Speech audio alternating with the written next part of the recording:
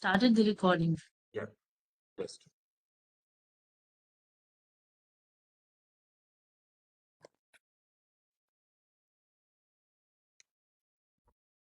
Good afternoon, friends, and a very warm welcome to Usana's Dialogues. I'm your host for today's show, Abhinav Pandya, founder and CEO of Usana's Foundation.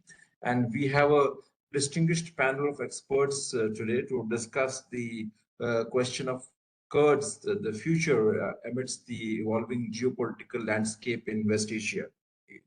So I'll just briefly introduce all our distinguished experts today, and then we shall begin with their opening remarks. So we have Mr. Izyar Soy joining us today.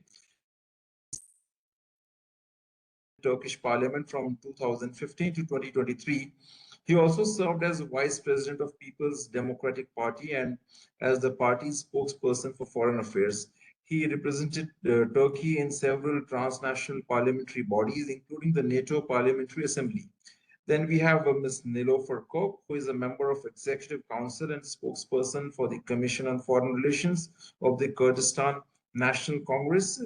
Her primary political focus is the improvement of the national dialogue among the political parties and civil society organizations from Kurdistan. Ms. Nilofer has written for Osana's Foundation, and we have interviewed her earlier also. So a very warm welcome to you. Welcome back. Then we have Dr. Michael Rubin. He is a renowned former Pentagon official and distinguished fellow at Osana's Foundation. He is a leading expert on Iran, Turkey, and the Middle East. He has lived in the post-revolution Iran, Yemen, and both pre and post-war Iraq, giving him rare first-hand regional insight. He has also been a regular speaker at our events and our scholars program, and is geopolitical discourse in India. He's a very powerful and a credible voice on international relations. So a very, very warm welcome to all of you. And let me begin with some brief comments. As we see that the situation in the global geopolitics is very critical, and we are in a sort of a transitional phase, as many strategic experts suggest that the world order is changing, and if the world order is changing, then certainly this is the transitional phase, and we're going to see a lot of volatility and a lot of changes amidst us.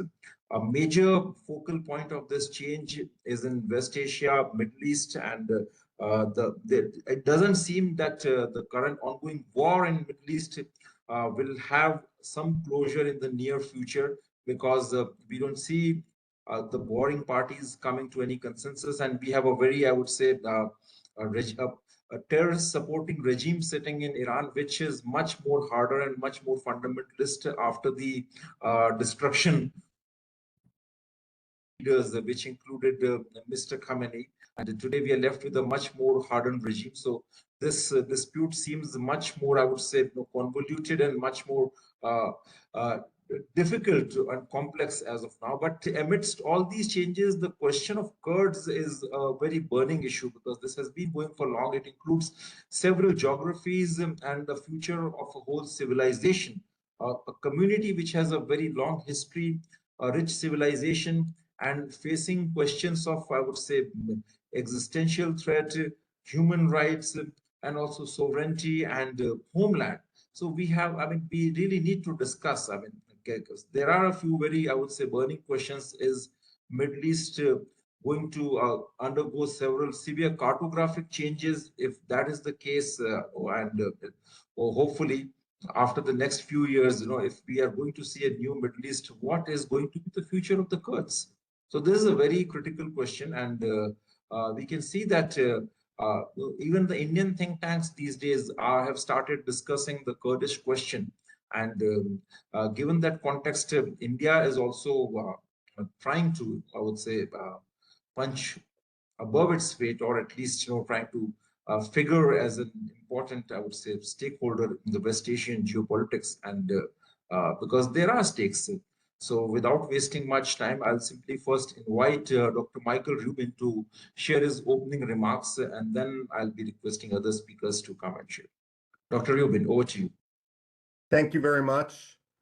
Look, I think you have, first of all, it's a pleasure to be joining the Usanas Foundation. I want to thank you, Dr. Pandya, for building the organization that you've built that's making a name for itself, not only in Delhi and in India, but regionally across West Asia and also in Washington Thank you. as well. So I want to thank you for that. But at the heart of the Thank you. matter, one of the reasons why I like the Usinus Foundation so much is that you're not afraid to ask the tough questions. And um, we are increasingly faced with a question which, frankly, many in the United States don't want to answer with regard to what the situation now in West Asia, specifically with Iran, could mean for the Kurds. Let me be blunt as I always am. While many in Israel, for example, are sympathetic to the Kurds, there's a knee-jerk reaction that treats treats the Kurds as um, dispensable. And therefore, while Israel might embrace the Kurds rhetorically, there's a limit to what the Israelis are actually willing to do when the Kurds come under fire. And it's not an easy choice for the Israelis, of course, because the Kurds are landlocked, they're relatively isolated, and it's difficult to supply and do what is actually needed. The same thing could be said for the United States. The Kurds and the Armenians in this case are in much the same situation, but it's wholly irresponsible to expect the Kurds to first to encourage the Kurds to fight if you're going to cut them off at a moment's notice, if you're going to believe that betrayal is somehow realist sophistication. When it comes to the Americans, we've seen this with regard to what's happened in Rojava in northeast Syria. And increasingly, we're going to see this with what is occurring in Iraqi Kurdistan, where even though the United States has long been had a partnership, especially with Masoud Barzani's Kurdistan Democratic Party, tribal and corrupt as it may be, we now see that the United States is likely cutting off Peshmerga payments and subsidies, and that raises the question about how well the Iraqi Kurds are going to do when they're not able to subsidize such a force, which, I mean, quite frankly, has often been used more to suppress its own people than to uh, expand on Kurdish interests. The ultimate cynicism we've seen has been with regard to Donald Trump and his desire to use the Kurds in Iran as a foil for some of his knee-jerk strategy with regard to U.S. forces in Iran and so forth. We had Donald Trump talk and suggest that perhaps we could create an insurgency using Iranian Kurds. Now, there was very, very little coordination with Iranian Kurds before he made such a statement, but of course, it put a target over their heads. Then what he did is, while we never delivered weaponry to the Iranian Kurds in any meaningful way, he simply turned around and flippantly said the Kurds had stolen all the weaponry, and therefore we couldn't work to oust the Iranian government through the Kurds. This itself is problematic because, number one, it was untrue. We hadn't really delivered weaponry there, and God knows there are lots of journalists on the border in Haji Umran and so forth, where this was supposed to be delivered. But from an Iranian perception, this simply plays into their justification that they should be able to slaughter the Kurds. Now, what has been clear, especially in recent days, recent weeks with Donald Trump taking human rights and the protections of peoples in Iran off the table, is that the Iranian government has started executing dissidents again, executing prisoners, executing activists. We've seen, while they may look at that as business, we've seen a desire to execute Kurds as pleasure, not business, when it comes to the part of the regime. And this creates a very, very dark shadow over what might happen next. Because if Donald Trump declares a ceasefire, if the Israelis declare a ceasefire, then there comes the issue, how are you going to protect the Kurds against a mass slaughter in their areas of Iran? And unfortunately, I don't think the United States has thought an iota about this. On top of this, we don't have good advice going to the president. Tom Barak, who is the U.S. ambassador to Turkey, is also probably has become a generational symbol for American corruption. He will give Donald Trump a run for his money when it comes to the conflation of personal interests with regard to national security. And unfortunately, we have two types of ambassadors in the United States. Ones that realize that they can't always have good relations with their host governments, but they will put their feet down and they will advocate for American interests and they will have the tough conversations. And those whose metric for success is having the best personal relationship with their host government, at which point oftentimes they throw American interests or broader interests under the bus.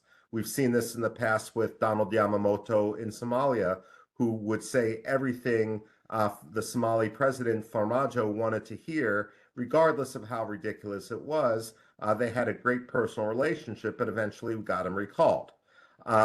We're seeing the same thing with Tom Barak now, but he's not going to get recalled. When he expounds on the history of the region, on the Ottoman Empire, most recently on the Pontic Greek genocide, he's taking talking points directly from Recep Tayyip Erdogan. And while Recep Tayyip Erdogan may once have been happy to deal with the Kurds in Iraq, at least, the Kurdistan Democratic Party, so long as they would act like Northern Cypriots and become his suzerains. The fact of the matter is now he's likely reconsidering whether he even has to deal with them in the same region, in the same way, given that the United States seems to be abandoning Kurds at large.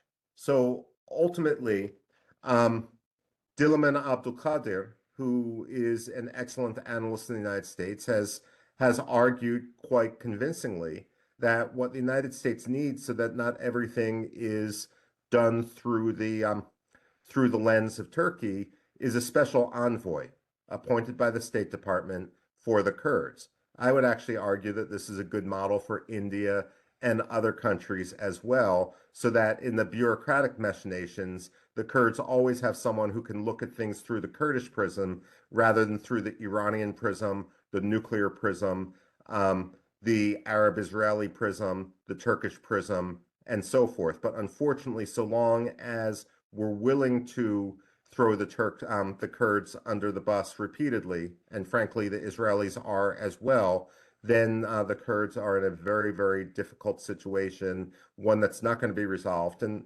look, I mean, one of the frustrating things as a historian, and I'll end here, is while Erdogan, like so many other Turkish presidents, has thought that he could end the Kurdish problem through military force, he's betrayed the Kurds with regard to bad faith efforts after Abdullah Öcalan's ceasefire and disbandment and so forth.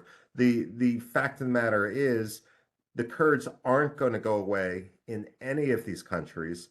If Turkey was the military power it thought it was, and that Europe often believes it is, it would have been able to resolve the Kurdish problem a long time ago. But the fact of the matter is there is going to be no solution to the Kurdish problem unless there is a political and diplomatic solution.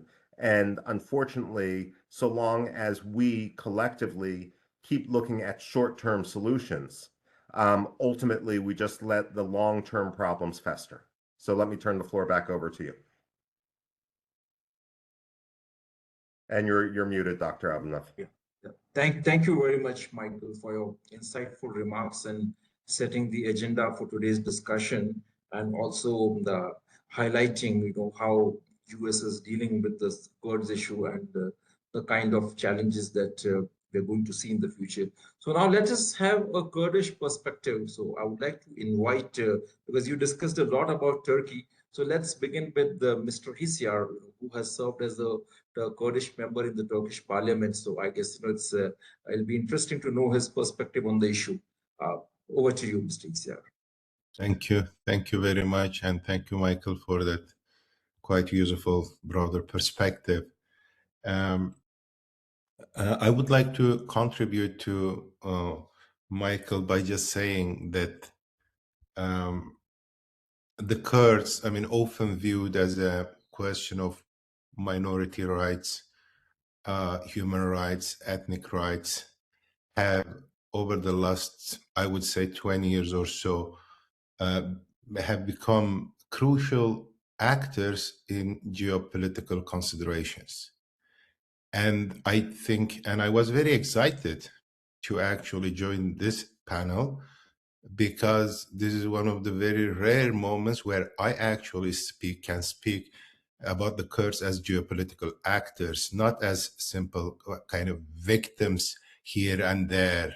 Yes, they have been victimized in so many ways, but now I think everybody is seeing that the Kurds are, emerging as important sub-state, but still strategic partners, actors in shaping the future of the Middle East, from in areas ranging from, say, counterterrorism, balancing political Islam, border control, security, all of the issues that we, tend to think within the framework of geopolitics.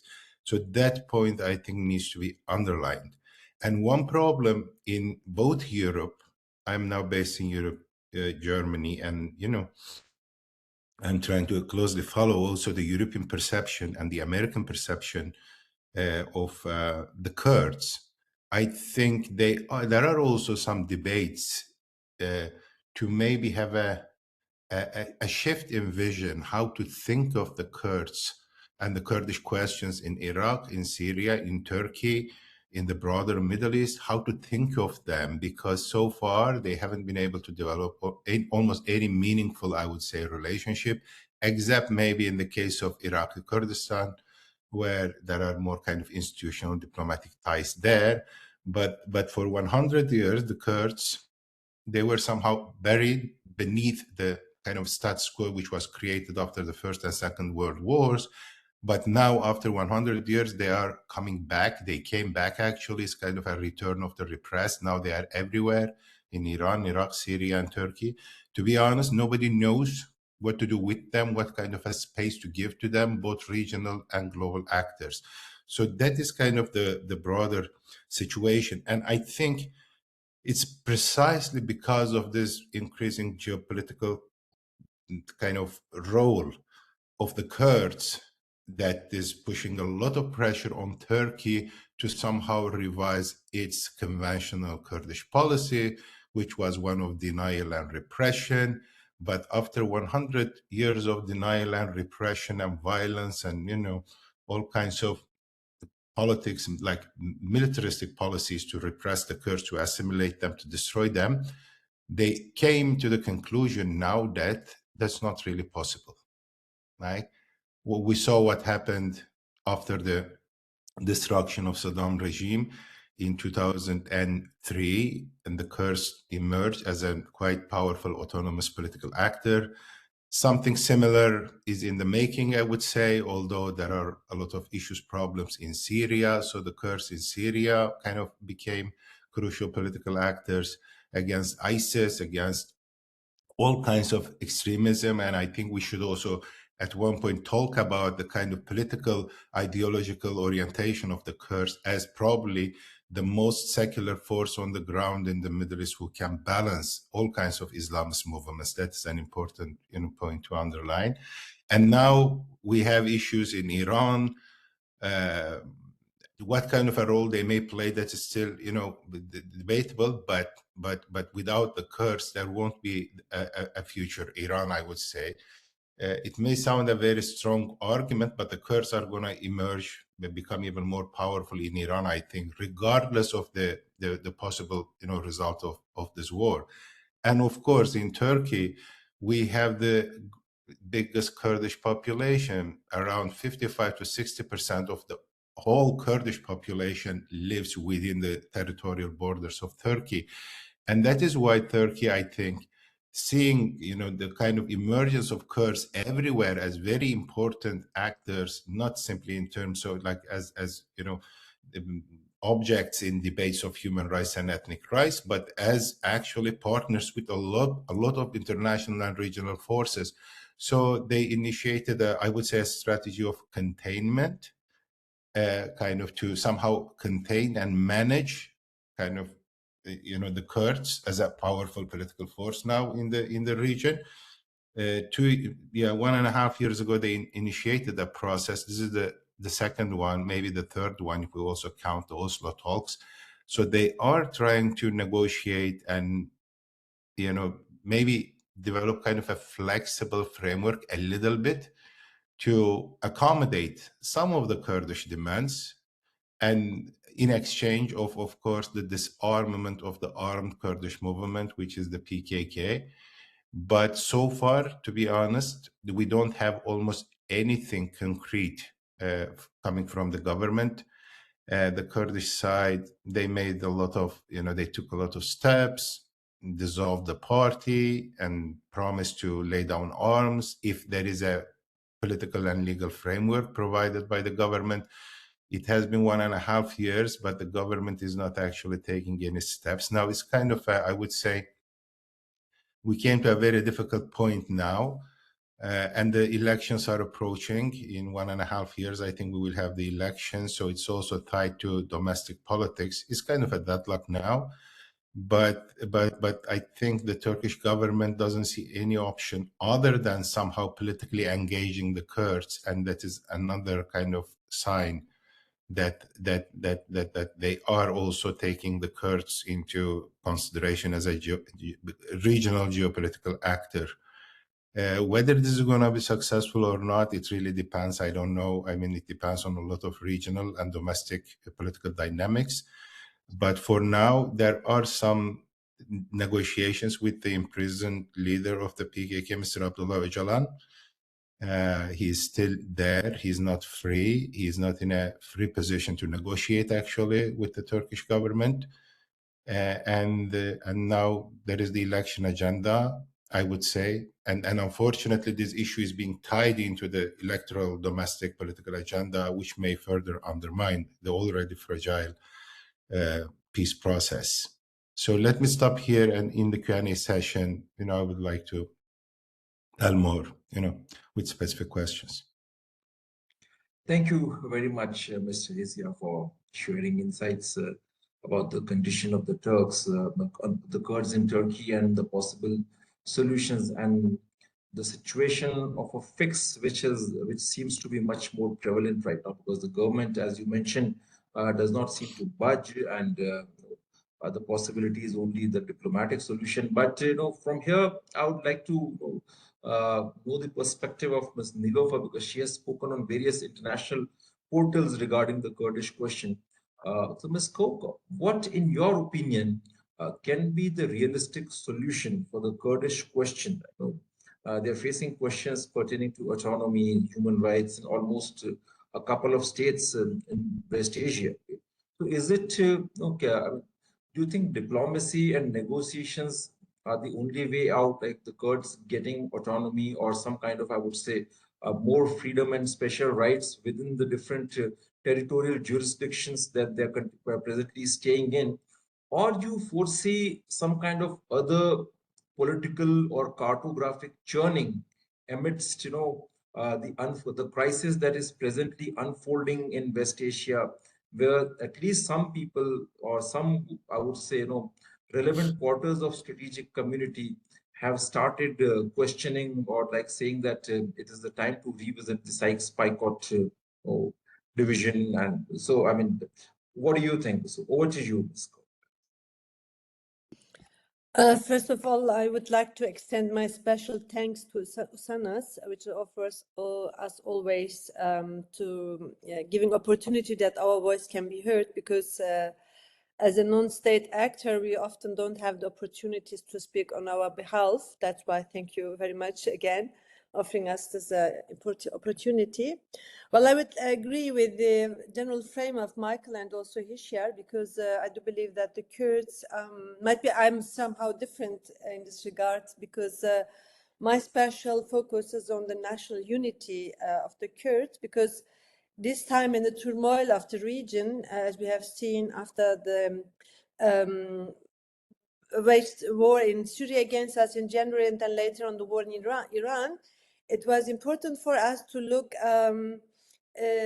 to think that not every opportunity is a good opportunity. I mean, people have been asking when the war against Iran started, why don't you become a part of this war? And then, of course, we have to consider the benefits or the advantages and disadvantages of any opportunity for other parts of Kurdistan. Let's say you have seen opportunity in Iran, so we could participate because we have this strength, we have this power from perspective of self-defense, and also well-organized society led by women in Iranian Kurdistan. We could make use of our power there. But then we have to consider what will be the response of the other three colonial states, particularly Turkey, and then what will happen with the Arab states who are supporting Syria and also Iraq. So that's why I always say not every opportunity which we are now getting sometimes in some specific timelines in Middle East. So I think this has shown our policy regarding Iran recently has shown that we have been learning from the failures of our history, which Hishar was mentioning already. And in this regard, I would say there are a lot of similarities in the political balances between the current war, geopolitical war in Middle East, and then the balances in the first, before and during the First World War. And we see now that the shifts in the balances are happening on the daily basis. So you could say the Kurds have a lot of opportunities. Of course, we do have. But then we need now to improve a Kurdish national strategy. That's the most important point. And I think what we learned from our failures of the First World War was not having a Kurdish national strategy, actually. So we're working now to improve our own national strategy. And implementation of this national strategy now, after 100 years of rebellions against Turkey, Iran, Iraq, and Syria, we came to the conclusion none of the state is able to defeat the Kurds. This is a fact. So nor Turkey, neither Iran, Iraq, and Syria are able to mute the Kurds or silence the Kurds. So there is a voice, and this voice is heard now. So the Kurdish politics has the duty, whatever you come to dialogue to solve with us, our desire is to be recognized as a nation in your constitutions. You have to rebuild your political structures, the administration form of your state, whether you turn to federalism or not. This is the issue of the governments. What is our duty is to force them for domestic changes of their law and also politics. I think this is the best option for the Kurds. Because we see that all the four states, Turkey, Iran, Iraq, and Syria, however, Turkey, for example, which Hüçer was mentioned correctly, is as a member of the NATO, but Turkey also, the balances around Turkey changed radically in the last 36 years. Turkey is not the former Turkey. So Turkey is also challenged by, let's say, the new strategy of the US-Israel regarding Middle Eastern region. Turkey has conflicts with both.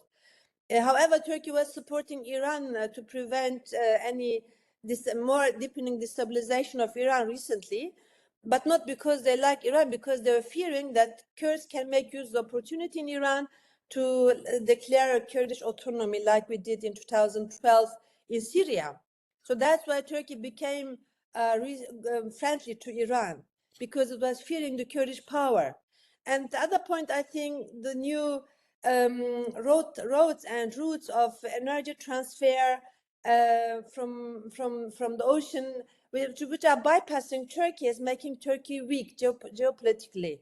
So these are all for us, giving us facts where we could push Turkey for dialogue. So, and we always say to the Turks, listen, we don't depend on you. We do have opportunities. We do have other options. So, because if you don't get any chance in one part of Kurdistan, you can try the other parts.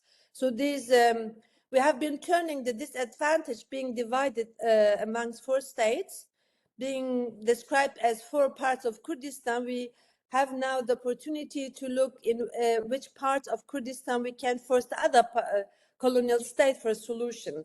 So for that, for us is important to prevent internal interventions from colonial states in the Kurdish domestic issues, Kurdish domestic politics.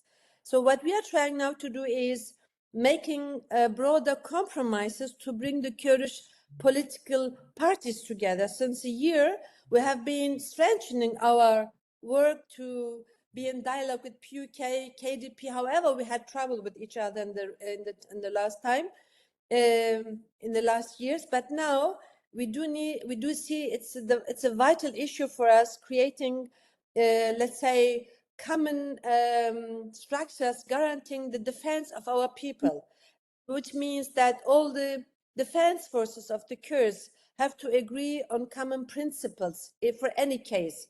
We have seen in Iran, it was a great step forwards when the 6 political parties came together and decided when Iran is going to attack the Kurdish civilians in Iranian Kurdistan, then all 4 parts will defend the people militarily. This is very important for us. And the same we want to have also for Turkey, since Öcalan was calling his movement to give up the strategy of armed resistance. So there's a need for any case that the Kurds in Turkey has to be supported or backed by the Kurds of other parts. So that's why my focus from my Congress is now to look for every way, every small opportunity through the policy and diplomacy of compromising to find common ground, agree on some principles of defense, and then also in the international diplomacy to look for to use the same arguments, let's say arguments of for self-determination of the Kurds in all 4 parts, also broader rights for the Kurds in Iraq, because we have also their problems. So for that, my focus is now based on the national unity of the Kurdish political landscape, because we need each other, because as Michael correctly said, we have seen what the US did after 15 years of cooperation in defense policy against the Islamic State, and then what Tom Barak said then 1 week before Turkey was attacking us to the Shara government in January, he said, well, we don't need you anymore.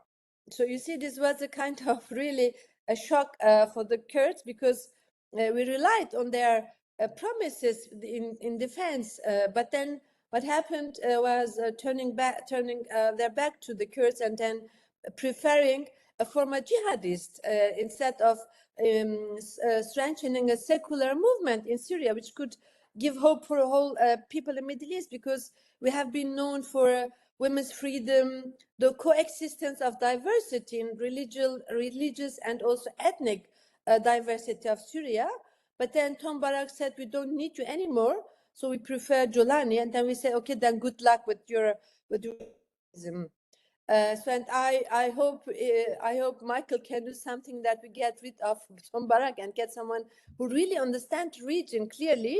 And I think dealing with Middle East is not issue of business, like he's used as a real estate manager. So, and saying first saying Sykes-Picot gone, and then later, oh no, we want to keep it. So theocracy is humiliating the people of the region. He's a real challenge for us, and I do believe he's not the only voice of the United States. And I would say the US is very important to us, because it's the main power in the region who want really to make changes. Comparing this with the European states like UK or Germany, who have been again signing agreements with Turkey to keep the Sykes-Picot understanding, means keeping the status quo of the last century. Instead, the US and Israel are more interested in changes of the region And we want to make also benefits from these changes in cooperation and dialogue with the states. And I think Tom Barak is not the right guy for this policy. Thank you. Thank you very much, Ms. Kaur. And now we just had our speakers delivering the opening remarks, and definitely all these remarks were very enlightening and helped me understand, and also my Osana's team to understand the issue. So now we have the house open for the questions. So I'll request the participants here to please ask their questions. If you want to type in the chat box, you can. Otherwise, you can turn on your screens and you can ask your questions. Yes, Simran. Good afternoon, good day, everyone. So I have a question for the panel. The ongoing Iran-US war has once again placed the Kurds at the heart of West Asian geopolitics. Am I audible? Yes, you are. Yeah. So are Kurdish groups merely becoming inadvertent victims of great power rivalry, or does the current conflict present them with a genuine opportunity to advance their long-standing political aspirations?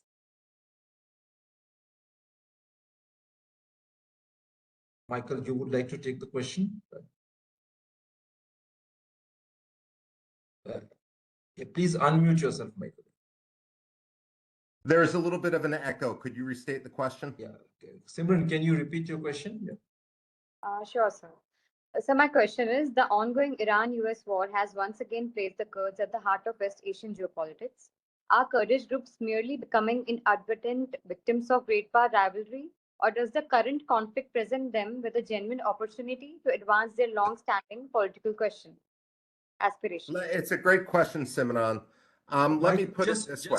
Just a moment. Please allow me to add something to Simran's question, because my question was also quite similar to what she's saying.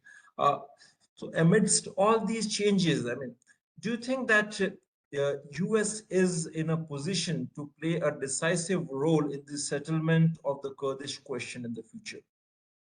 Okay. Thank you. Thank you both.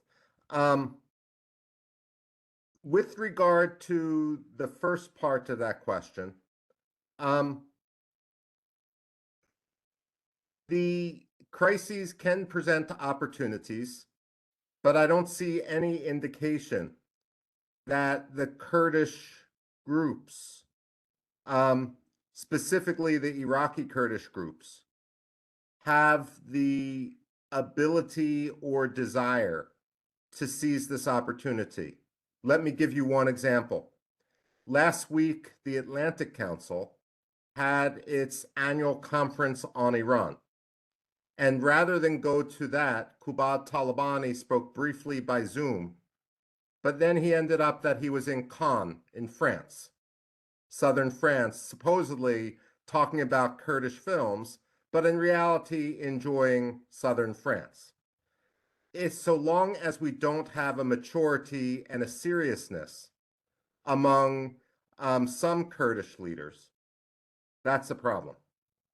The other problem with regard to the United States is self-imposed. I mean, when it comes to the K&K, they are mature, they are strategic. I can quibble with regard to this representative or that representative at a lower level, but there's a maturity there.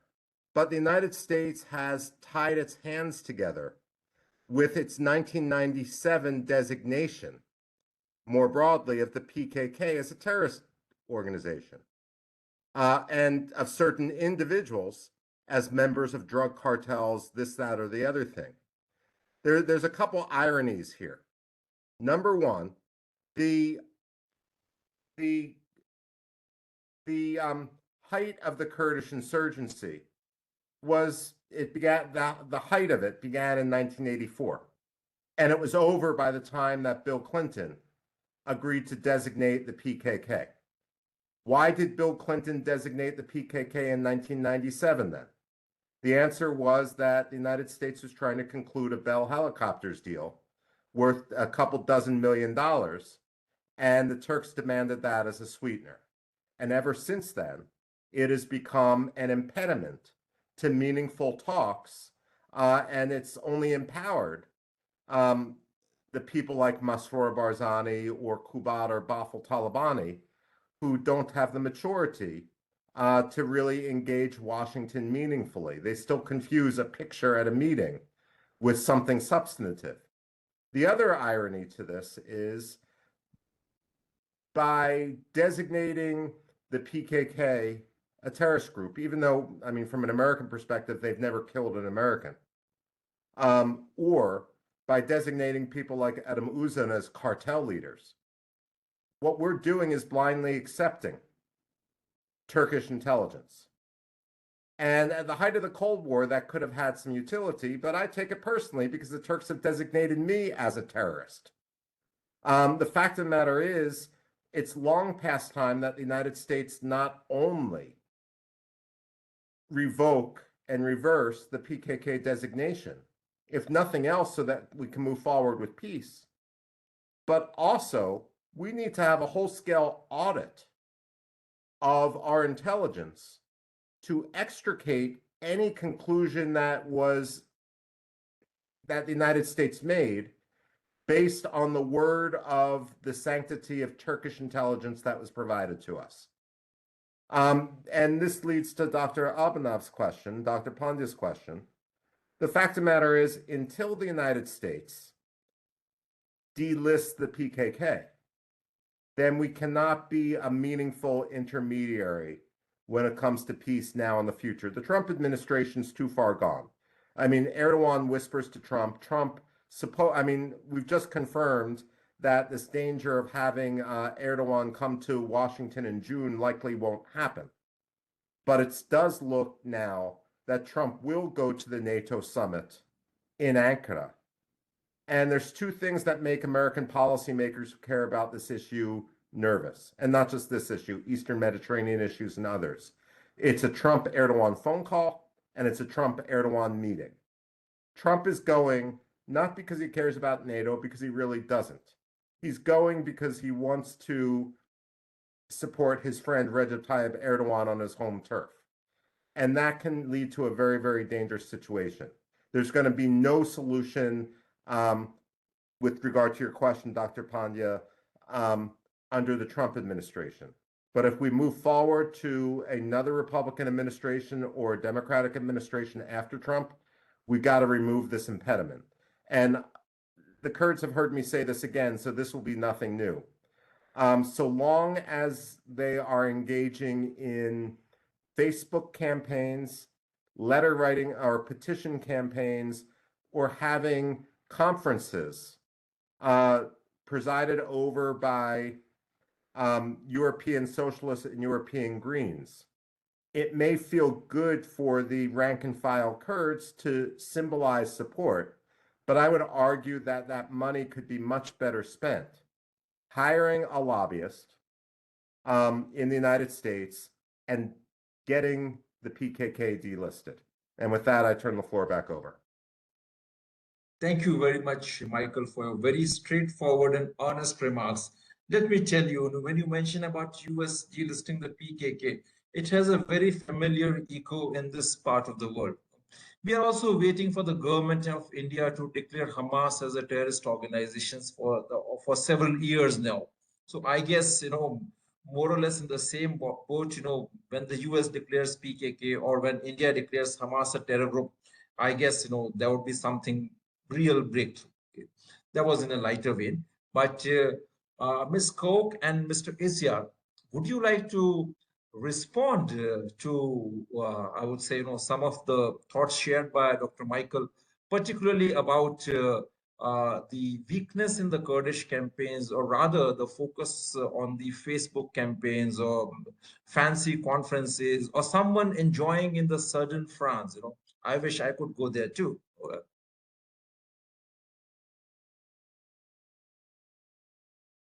Yeah, thank you. I mean, there's a very good point, to be honest. And Nilüfer, do you want to go first, and then I can add, maybe, please? No, okay. So, I mean, the Kurds, they are not, of course, state actor. That is a big challenge, and mostly kind of Kurdish diplomacy, except Iraqi Kurdistan, has centered on I would say, like solidarity campaigns, people who are sympathetic to the Kurdish people, who care for, in quotation marks, their kind of victimization, somehow showing solidarity, the Greens, the left, the Social Democrats, and and I value that at one point, because we don't have many people actually who are sympathetic to the Kurds. So I would like to, I mean, those things, I think they will, they should somehow continue. But what Michael is actually inviting is very, very crucial. The Kurds are not just some activists there. They actually have a big potential in the region. They are crucial forces in Iraq, in Turkey, in Syria, and in Iran.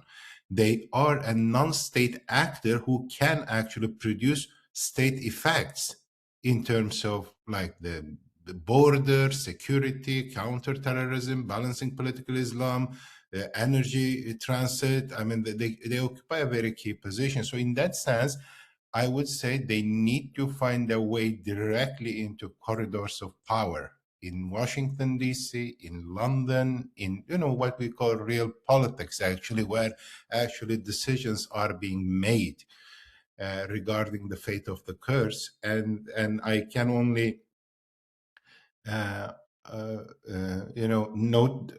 take note of the criticisms he raised against, of course, Kurdish politicians. And I am now based in Heidelberg, and I also heard that Kubat actually somehow just appeared online there. That was such an unfortunate situation. Given the situation now on the ground, I think Kurdish politicians should be actually on the ground in DC, elsewhere, and trying to seize this opportunity. Otherwise, there are all kinds of dangers there as well.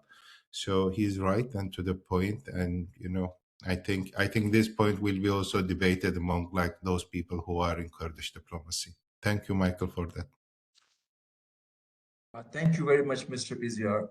Ms. Koch, do you have anything to add? I know that Michael wants always the best for us, but I think he was somehow unfair, saying that we are just keeping ourselves busy with the European Parliament, left and the left and Greens. Well, I came 2 days ago from Iraqi Kurdistan and was talking with most of the political parties to understand what is happening on the ground. And I see, well, we are not that powerful in diplomacy, in which Michael is right, particularly in the US, lobbying, etc., etc. But the problem is, of course, the issue of delisting is a political decision. I mean, we can pay millions of dollars to the lobby companies in the US, but I think it needs the change of the US or seeing the reality inside of Turkey and Turkey's position in Middle East. From the US perspective, I do believe.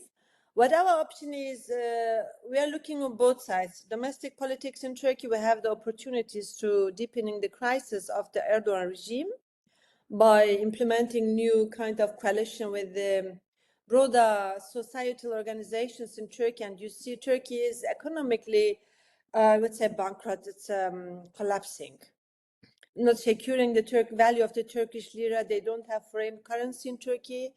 And also in Caucasus, where Turkey always shown they're proud to be having brothers like the one from Azerbaijan, Kazakhstan, Kyrgyzstan. I think Turkey's policy with their brothers, the Turkic republics, also is in the changing process. And this all, I do believe, that will lead to the US to see Turkey from different perspective. So, and we will contribute ourselves to weakening the regime inside through this process of dialogue. Because I ask myself often why Öcalan immediately or suddenly have been pushing the Kurdish movement for such radical change in last year. So then I said, well, there's a need to understand the foreseeing of geopolitical shift in the region, and particularly the role which Turkey was playing in the past for the NATO as NATO strategic partner of the US. It's a changing process. The question would be, how can we fastening the collapsing of a regime which was based on the denial of the Kurds and others? So, and I think what we try to do is using the opportunity of the weakness of the state to impose by small step, actually asking for some small legal changes in Turkey. I think this is the right moment for this policy we do. Of course, the challenge could be like Merkel used to say when Trump is going to be at the NATO summit in July. I don't know what kind of backstage trade they will make, but we have to be ready for that. So that's our fear also, because Erdogan wouldn't put any step forward without getting permission from Trump particularly. I think Hisha will agree with me. He was recently in the US. So we have to be clear. So that's why, of course, I would welcome when Michael has any other suggestion what we should do before the NATO summit, not writing letters and Facebook, but what else can we do if I can't go to the US, for example? So then what's the other option? So Turkey succeeded in the 9 years to put us in several lists in the US. I mean, in Europe, we have the opportunities to move, to act freely, but not in the US. And this is the problem. And I'm not sure if we can overcome this challenge by paying lobbying companies in the US. We have been trying this for the listing of the PKK, getting out our people from their list who are members of my Congress, but it was really not easy. We have tried hard, and we will continue. And I hope we will succeed in some way, I don't know. But nevertheless, the US has to hear the voice of the Kurdish, which are very powerful comparing with the past century. And I think I always used to say our academy is our history. We can strengthen ourselves if we learn from our failures in the past. And I think we're on the best way to learn from our failures and also to encourage our brothers in Iraqi Kurdistan. I do understand Marcus' criticism on whatever Talabani brothers or Barzanis, but I think they are not the only option for Iraqi Kurdistan. So we need to bring them on the common Kurdish roof. And I think that's what we try to do, to modernize the mindset, etc. Because Iraqi Kurdistan has more opportunities to act for all four parts in Kurdistan in the US, since they are recognized there and they have better channels. And I think national unity for Iraqi Kurdistan would mean that they also should act for the Kurds in Syria, Iraq, and Iran. And this is the planning of my Congress for the future, and I hope we can achieve something in this regard. Thank you. Thank you very much, Ms. Ko. So now we have about 5 minutes and 2 questions before we conclude today's session. So first question from Mahima. Please, Mahima, your question. Keep it precise and short. Yes. You can unmute yourself, Mahima.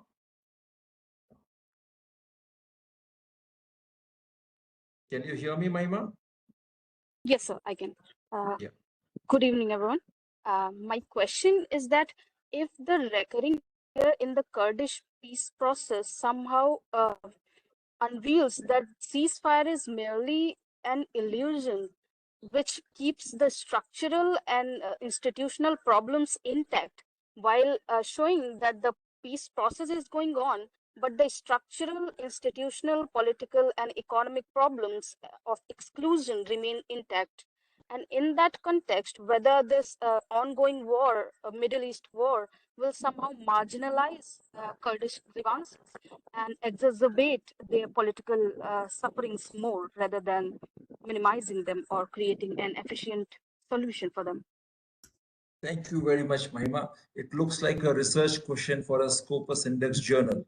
Who would like to answer? Michael, would you like to go, or Mr. Iziar, Ms. Cope? Yeah, please feel free. I defer to my Kurdish colleagues. Okay, I will, because we have very little time and I do have some academic background. I was a college professor at one point, so let me take that question and answer very briefly. I mean, yeah, it may be a tactical engagement now, the ceasefire, Turkey trying to somehow contain and manage the Kurdish issue, but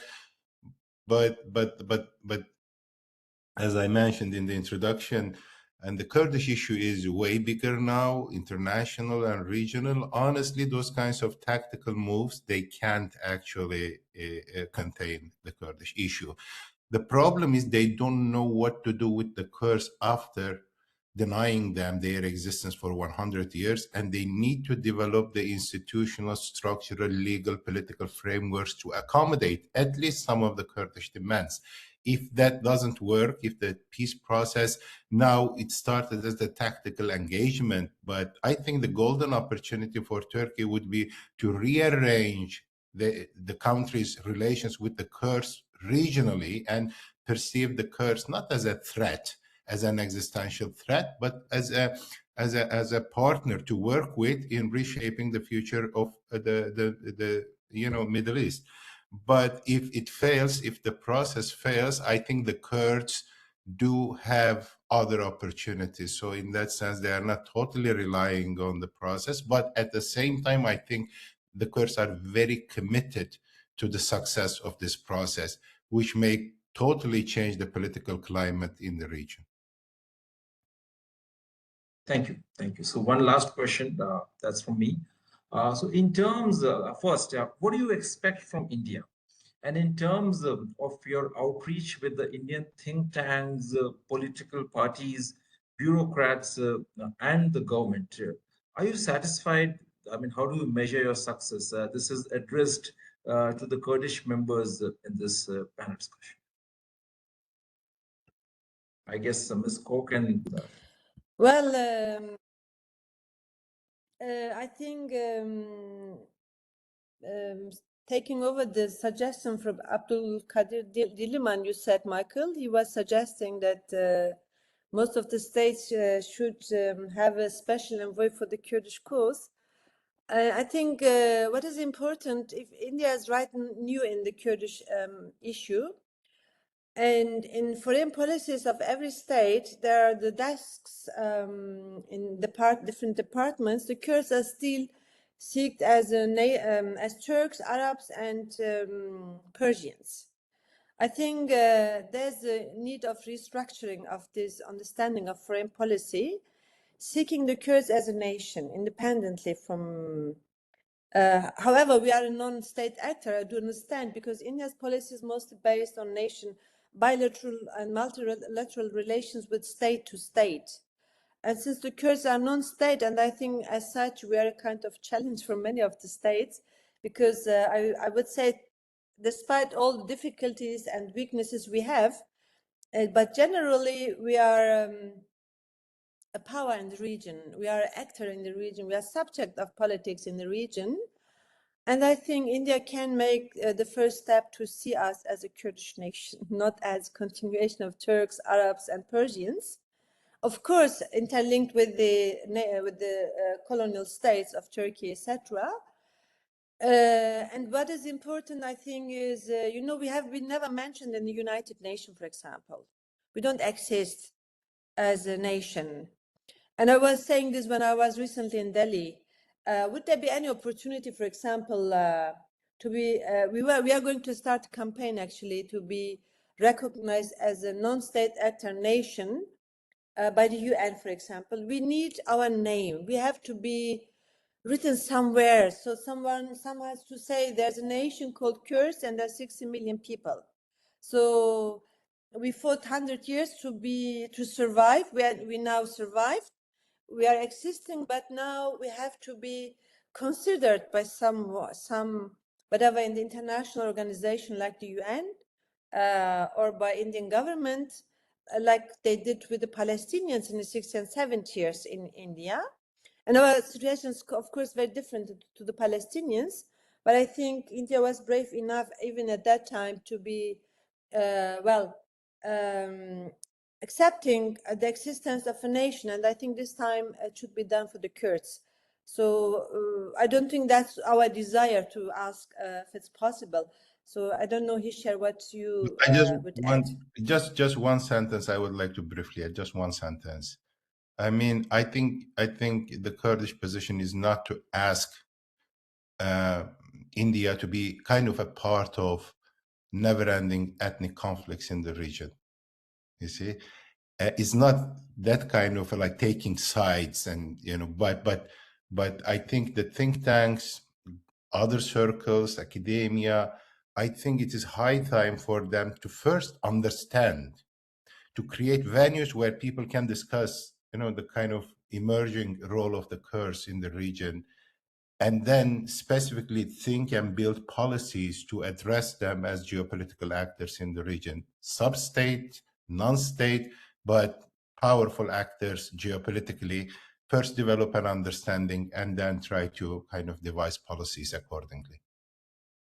Thank you. Thank you very much. So we conclude our today's session, and my very warm thanks to all our distinguished panelists, Dr. Michael Rubin, Ms. Koch, and Mr. Isiar, for sharing your thoughts and enlightening us. And definitely, I think that you're right. This is the right time that Indian think tanks and also the Indian strategic community needs to become much more aware of the Kurdish question, and also, I would say, understand the nuances in India's West Asian foreign policy, which this particular question is about to bring. I mean, in case if we are planning to address this. Okay. So once again, a very warm thanks to all of you, and goodbye for today, and see you very soon for the next Usana's dialogues. And also my thanks to the participants in Usana's team. Thank you. Namaskar. All the best. Thank you. Thank you.